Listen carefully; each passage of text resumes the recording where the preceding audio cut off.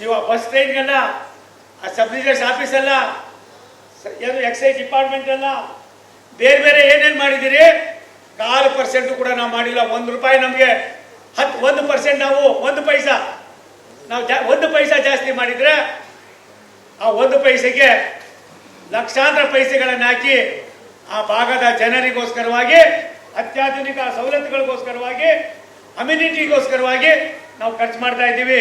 ಉದಾಹರಣೆಯನ್ನು ಕೊಡ್ತೀನಿ ನನ್ನ ಮಾಧ್ಯಮದ ಸ್ನೇಹಿತರಿಗೆ. ನಮಗೆ ಕಲಬುರಗಿ ಬೆಂಗಳೂರಿಗೆ ಒಂದೇ ಭಾರತ್ ಟ್ರೈನ್ ಏನಿದೆ ರೈಟು, ಕಲಬುರಗಿಯಿಂದ ಬೆಂಗಳೂರು ಬರ್ತಕ್ಕಂಥದಕ್ಕೆ ಕೇವಲ 15 ರೂಪಾಯಿ ಜಾಸ್ತಿ ಆಗಿದೆ. ಹುಬ್ಬಳ್ಳಿ ಪುಣೆಯಿಂದ ಬರ್ತಕ್ಕಂಥದಕ್ಕೂ 15 ರೂಪಾಯಿ ಜಾಸ್ತಿ ಆಗಿದೆ. ಮೈಸೂರು ಮತ್ತು ಮಧುರೆ ಹೋದರೆ 10 ರೂಪಾಯಿ ಜಾಸ್ತಿ ಆಗಿದೆ. ಬೆಂಗಳೂರು ಮಧುರೆ 10 ರೂಪಾಯಿ ಜಾಸ್ತಿ ಆಗಿದೆ. ಧಾರವಾಡ ಬೆಂಗಳೂರಿಗೂ ಕೂಡ 10 ರೂಪಾಯಿ ಜಾಸ್ತಿ ಆಗಿದೆ.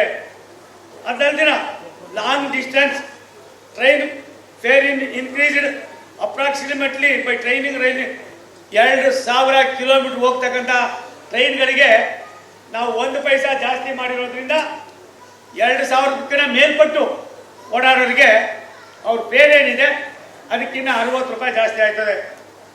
ಅದು ಯಾವುದು ಫಸ್ಟ್ ಎ ಸಿಗೆ, ಮೊದಲನೇ ಎ ಸಿಗೆ 60 ರೂಪಾಯಿ ಜಾಸ್ತಿ ಆಗ್ತದೆ, ಎರಡನೇ ಎ ಸಿಗೆ 55 ರೂಪಾಯಿ ಆಗ್ತದೆ, ಮೂರನೇ ಎ ಸಿಗೆ 50 ರೂಪಾಯಿ ಆಗ್ತದೆ, ಸ್ಲೀಪರ್ ಕೋಚ್ಗೆ ಕೇವಲ 30 ರೂಪಾಯಿ ಆಗ್ತದೆ.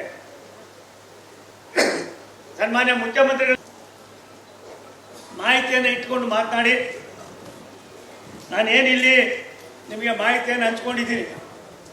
ನಿಮಗೆ ಬೇಕಾದರೆ ನಾನು ನಮ್ಮ DRM ಅವ್ರಿಗೆ ಹೇಳ್ತೀನಿ, ನಮ್ಮ ADRM ಅವ್ರಿಗೆ ಹೇಳ್ತೀನಿ, ನಿಮಗೆ ಅದನ್ನು ಪಬ್ಲಿಷ್ ಮಾಡೋದಕ್ಕೂ ಕೂಡ ಕಳಿಸ್ಕೊಡ್ತೀವಿ. ನಮಗೇನು ತಗರಾಲಿಲ್ಲ. ಆದರೆ ಒಂದು ಸತ್ಯ, ಈ 1 ಪೈಸಾ 2 ಪೈಸಾ 500 ಕಿಲೋಮೀಟ್ರು 2000 ಕಿಲೋಮೀಟ್ರ್ ಏನು ನಾವು ಸ್ಟಾಪ್ ಮಾಡಿದ್ದೀವಿ, ಯಾರಿಗೂ 10 ರೂಪಾಯಿ ಒಂದೇ ಭಾರತದಲ್ಲಿ ಕೂತ್ಕೊಂಡ್ರೆ ಫ್ಲೈಟಲ್ಲಿ ಬಂದಂಗೆ ಮತ್ತೆ ಹುಬ್ಳಿಯಿಂದ ಧಾರವಾಡದಿಂದ 10 ರೂಪಾಯಿ ಜಾಸ್ತಿ ಆಗ್ತದೆ ಅಂತ ತಕ್ಷಣ ನೀವು ಗಂತಿರಲ್ಲ. ಬೆಂಗಳೂರಿಂದ ಗುಬ್ಬಿಗೆ ಬರಬೇಕಾದ್ರೆ ಎಷ್ಟು ಜಾಸ್ತಿ ಆಗಿದೆ ಬಸ್ಸಲ್ಲಿ? 40 ರೂಪಾಯಿ, 40.